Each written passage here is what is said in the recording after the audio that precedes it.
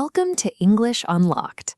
This conversation is designed to improve your English speaking and listening skills. And today we are solving a problem that many learners know very well. You study hundreds of words, but when someone asks you a simple question, your mind suddenly becomes empty. Exactly. You know the word, you understand the question, but your mouth does not move. Or it moves very slowly. You say, the thing yesterday, maybe.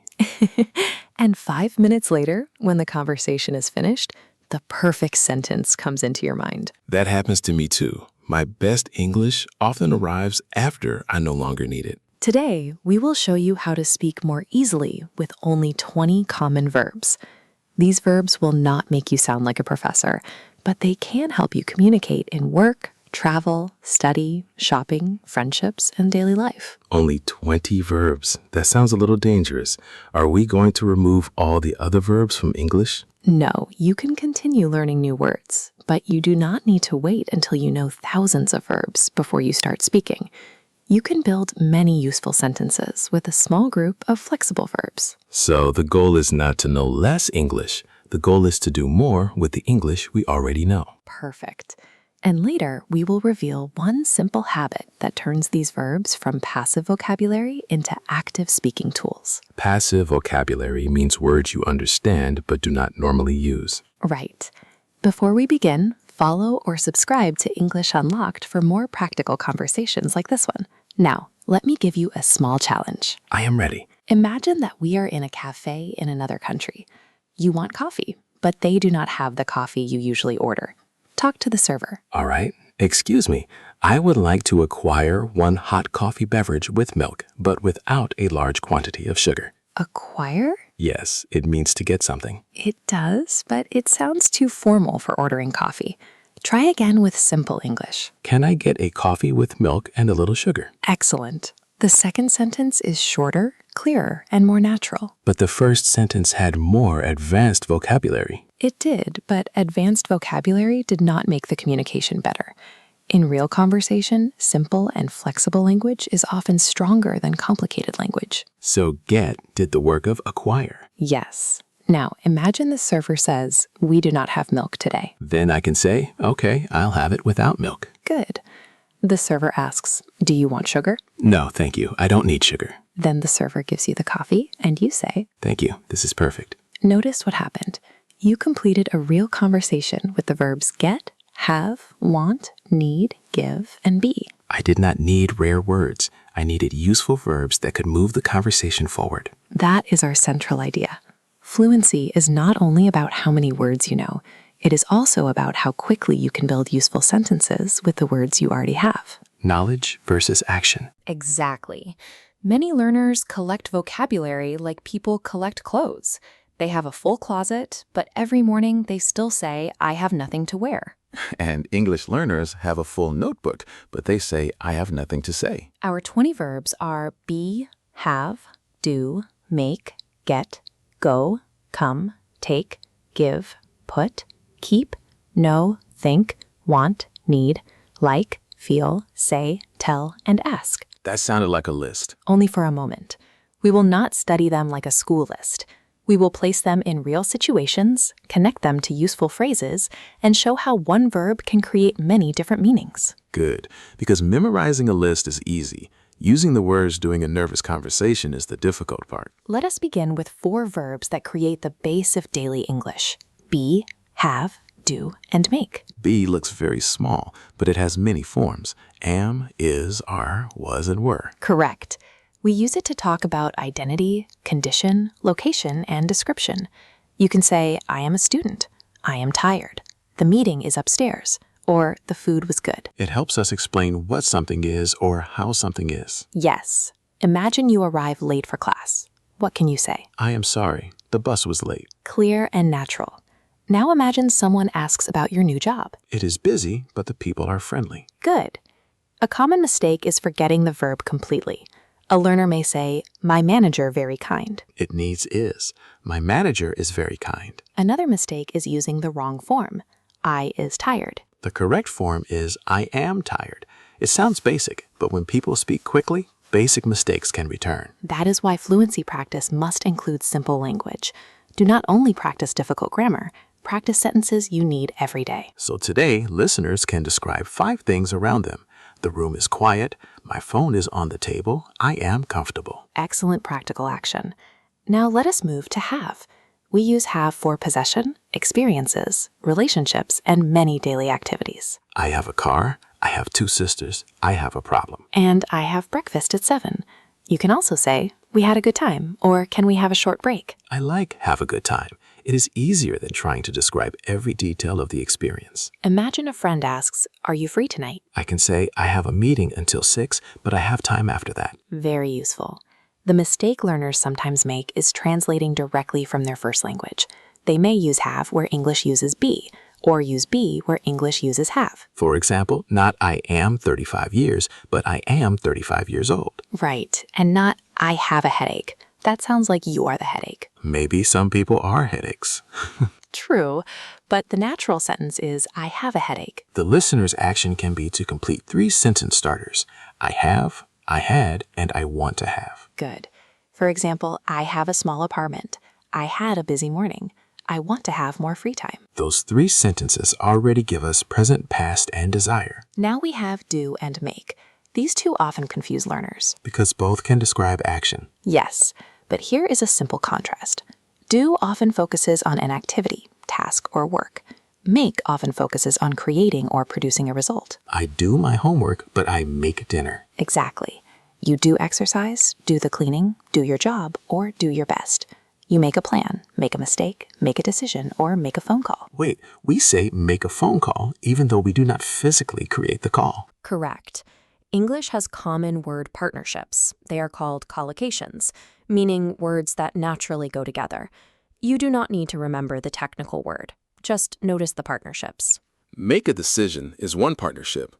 Do my best is another. Imagine your manager asks, can you finish this report today? I could say, I will do my best, but I need to make a few changes first. Excellent. 2 verbs, 1 useful workplace answer. My common mistake was do a mistake. The natural expression is make a mistake, and everyone makes mistakes. The important thing is to notice, correct, and continue. I once said, I made my homework, and my teacher asked, did you create a new kind of homework? That is a perfect example. We do homework. We make a plan to do the homework. Then we sometimes make an excuse because we did not do it. That is the full student experience. Your action is to choose one part of your day and describe it with all 4 verbs. For example, I am busy today. I have 3 tasks. I need to do some research and make a short presentation. The takeaway is that be, have, do, and make create a strong base. They help us describe life, possessions, activities, and results. Now let us add movement and exchange with get, go, come, take, and give. Get may be the busiest verb in English. It certainly works hard. Get can mean receive, obtain, arrive, become, understand, or bring, depending on the situation. That sounds confusing. It becomes easier through examples. I got an email means I received an email. I got home at 8 means I arrived home at 8. It is getting cold means it is becoming cold. And I get it means I understand. Exactly. Imagine a colleague explains a new computer system. At first, you don't understand.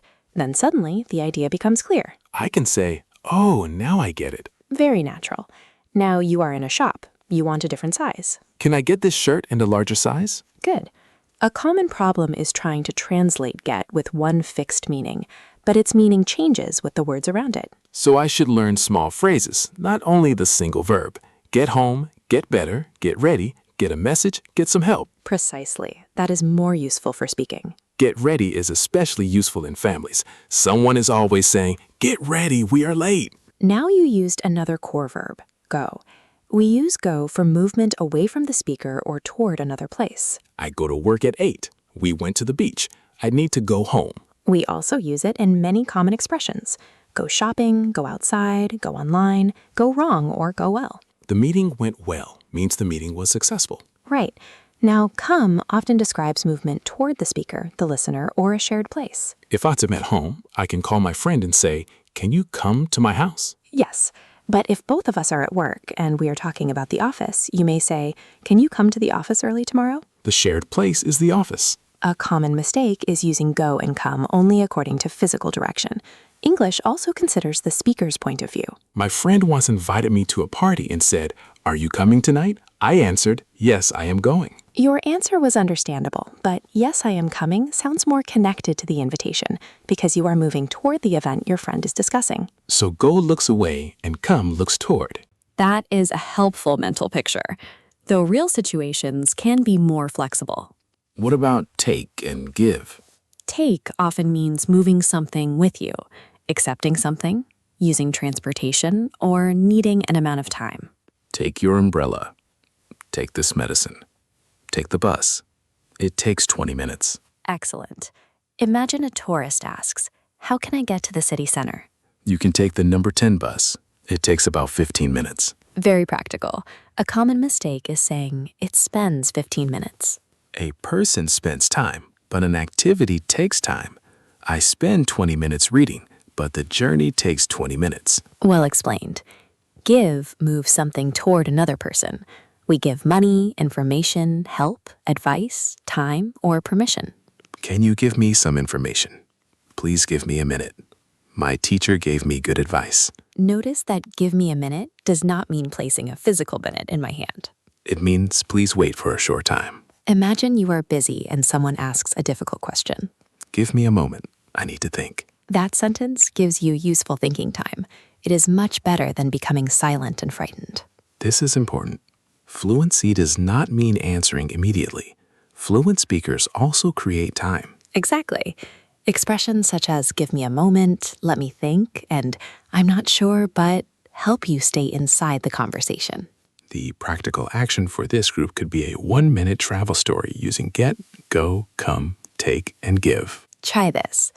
Yesterday, I got a message from my friend. She asked me to come downtown.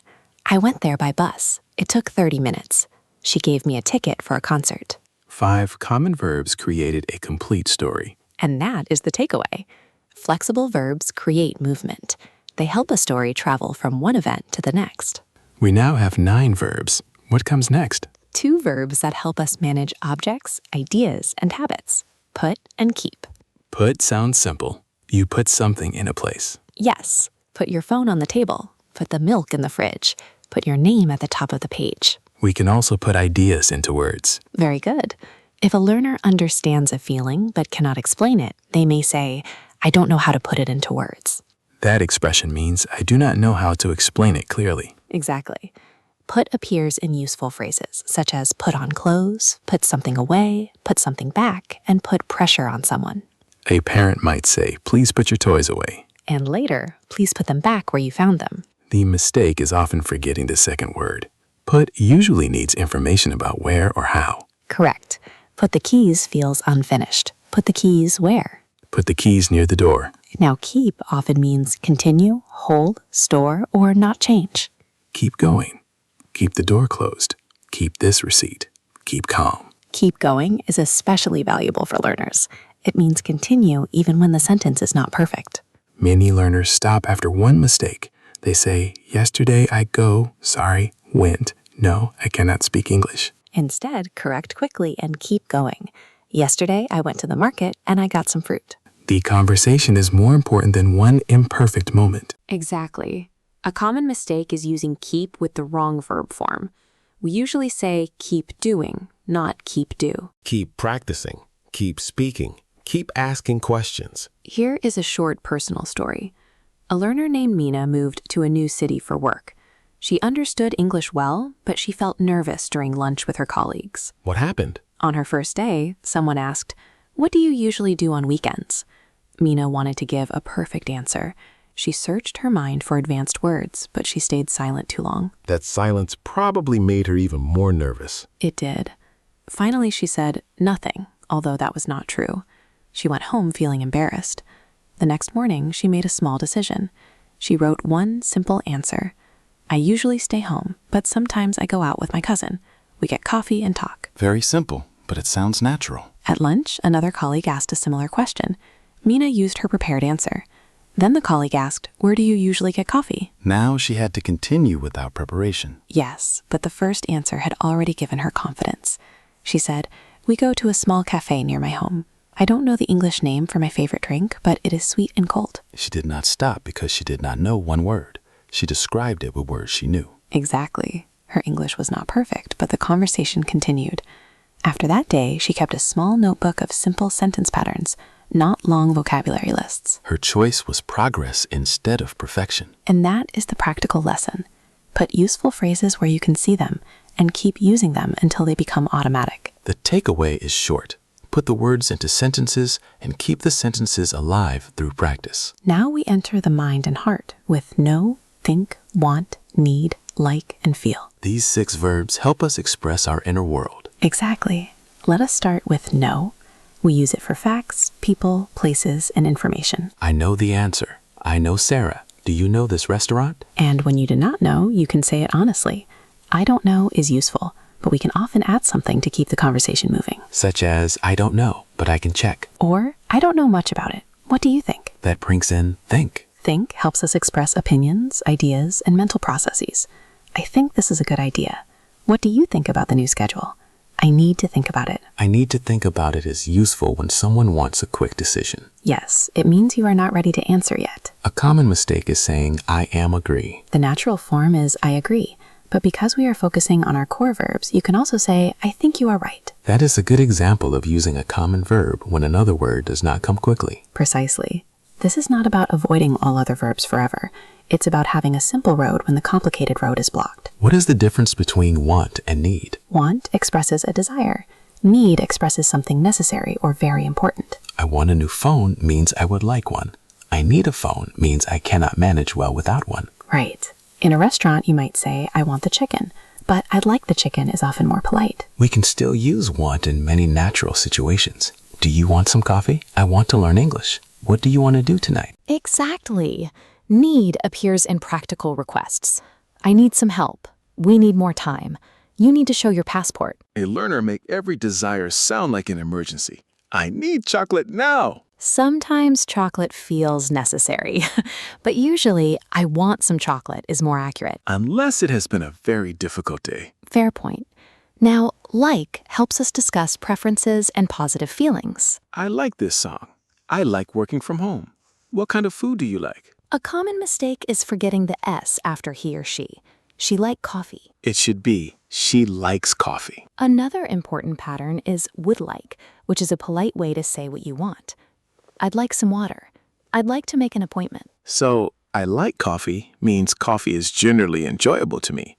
I like coffee means I want coffee now. Perfect distinction. Finally, feel helps us describe emotions, physical conditions, and impressions. I feel nervous. I feel better today.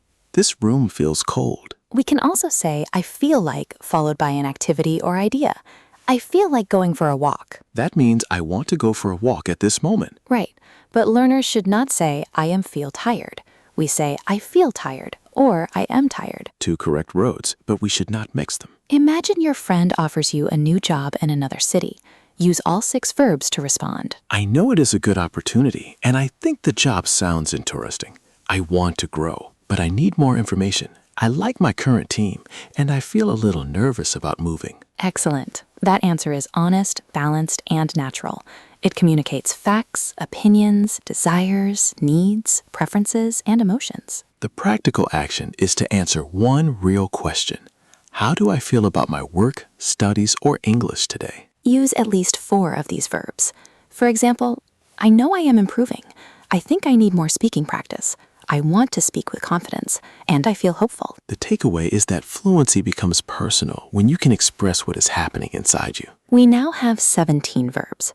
Our last 3 are say, tell, and ask. The communication team. Exactly. Say focuses mainly on the words. Tell usually connects the information to a person. Ask is used for questions or requests. She said she was tired. She told me she was tired. She asked me to help. Very good. Notice that we usually say, tell me, not tell to me. And we say something to someone. For example, he said hello to me. Correct. A common mistake is he said me the answer. It should be, he told me the answer. Or he said the answer to me, although that is less common in many situations. What useful expressions can we build? What did you say when you did not hear? Can you say that again when you want repetition? Let me tell you something when you want to introduce information. Can I ask you a question when you want to begin politely? I often use, how do you say this in English? Excellent learner's question. Another useful expression is, what do you mean? It asks for clearer meaning. Suppose someone says, the plan is still up in the air. That expression means the plan is not decided. A learner can say, what do you mean by up in the air? Then the other person can explain it. Asking is not a sign of weak English. Asking helps you stay active. Silence often ends communication, but a good question opens another door. I remember speaking to a hotel receptionist who talked very quickly. I understood only the words breakfast and 7. What did you do? I smiled and said, yes, yes. The next morning, I went downstairs at 7 in the evening. That is a long wait for breakfast. I should have asked, did you say breakfast starts at 7 in the morning? Exactly. Checking information is a powerful speaking skill. You can say, did you say? Or, so you mean? The takeaway is that say, tell, and ask help us enter, repair, and continue conversations. Now we need a method to turn all 20 verbs into active speaking. Our framework is called pick, pair, turn, talk. 4 short actions. Pick, pair, turn, talk. First, pick one verb. Do not practice all 20 at the same time. Let us pick get. Second, pair it with useful words. Exactly. We can pair get with ready, home, better, a message, some help, and a ticket. Third, turn the phrase into different times or forms. Present, I get home at 6. Past, I got home late yesterday. Future, I will get home before dinner. Question, what time do you get home? And fourth, talk. Use the sentence in a small spoken situation. Let us demonstrate all 4 steps with a hotel problem. Pick the verb get. Pair it with a room, the key, breakfast, and help. Turn the phrases into sentences. Can I get a quiet room? Where can I get the key? What time can I get breakfast? Can I get some help with my bag? Now talk. I'll be the guest and you will be the receptionist. Good evening. How can I help you? Hi, I have a reservation. Can I get a quiet room if possible? Let me check. Yes, we have a room on the 5th floor. Great. Where can I get the key? I will give it to you after I check your passport. No problem. And what time can I get breakfast? Breakfast is from 7 to 10. Thank you. Can I also get some help with my bag? Of course, I will ask someone to come. That felt like a real conversation, not a grammar exercise. That is the point. Pick one core verb, pair it with useful words, turn it into several forms, and talk through a real situation. How much should listeners practice? Begin with 5 minutes. Long practice is not always better. Short, active practice every day can be easier to continue. Pick one verb each day, create 4 or 5 phrases, change the time, and say them aloud. Yes, and do not only read silently. Your mouth needs practice too. Reading a sentence in your head is not the same as producing it during conversation. Exactly. Now let's bring several principles together in one complete real-life conversation. What is the situation? You started a new job this week. I am your colleague, and we are having lunch together. In the past, you might have answered with only 1 or 2 words. This time, keep the conversation moving. I'll do my best. So, how is your first week going? It is going well, thanks.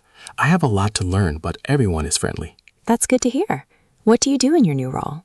I work with customer messages. I read their questions, get the information they need, and give them an answer. Do you like the work? Yes, I do. I like helping people, but I feel nervous when someone asks a difficult question. What do you do when you do not know the answer? I tell the customer, give me a moment, please. I need to check that for you. Then I ask my manager or look at our information page. That sounds professional. Do you want to keep this job for a long time? I think so. I want to get more experience first. Later, I would like to work with international customers. That is a good plan. Do you speak to many international customers now? Not many. Yesterday, one customer called from Canada. He spoke very quickly, and I did not get everything he said. What happened? At first, I wanted to pretend that I understood. Then I remembered that asking is better than guessing. I said, I'm sorry. Can you say that again more slowly? And did he? Yes.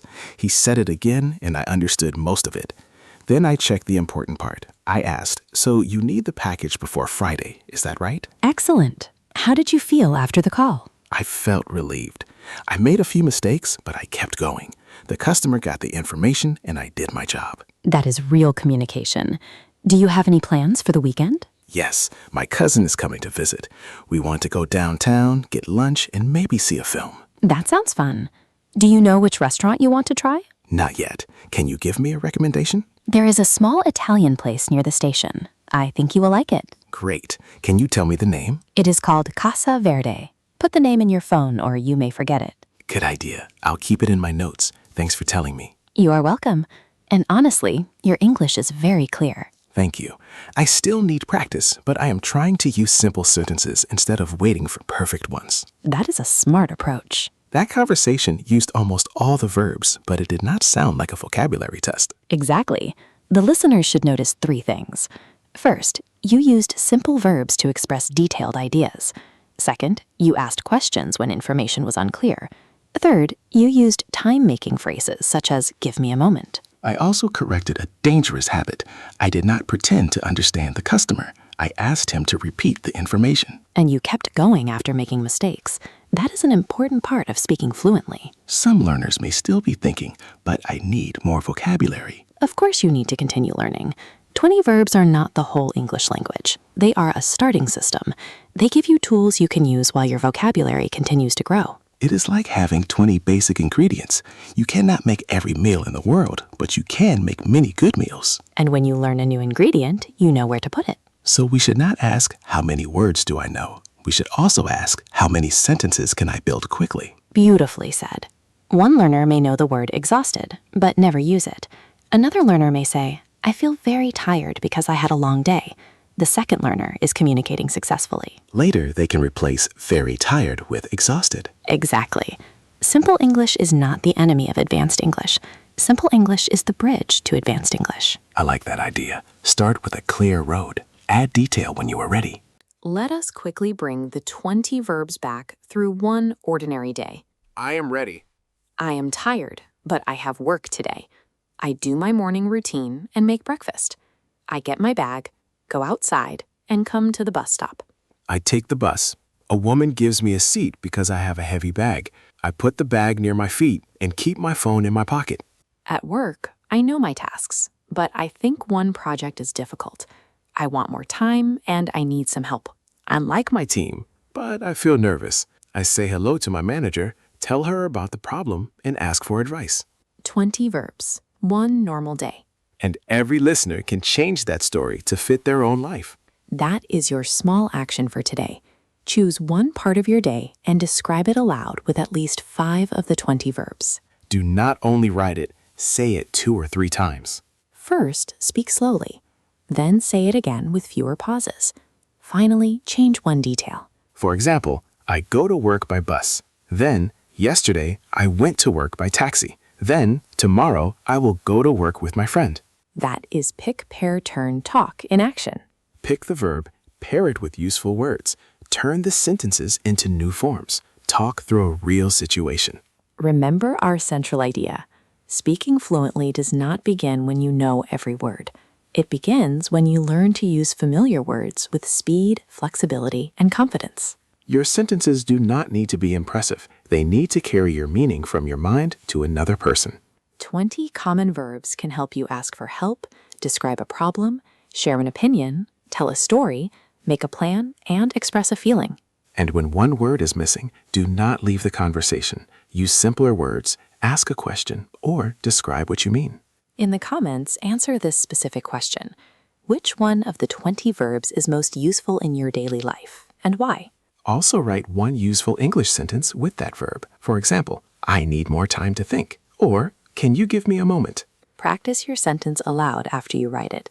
Let your eyes see it, but your mind understand it, and let your mouth learn it. If this episode helped you, like it, share it with another English learner, and subscribe to English Unlocked. You do not need perfect English to begin speaking. Start with what you know, build one clear sentence, and keep going. Your voice becomes stronger every time you choose to use it. Keep practicing, keep asking, and keep speaking. You are more ready than you think.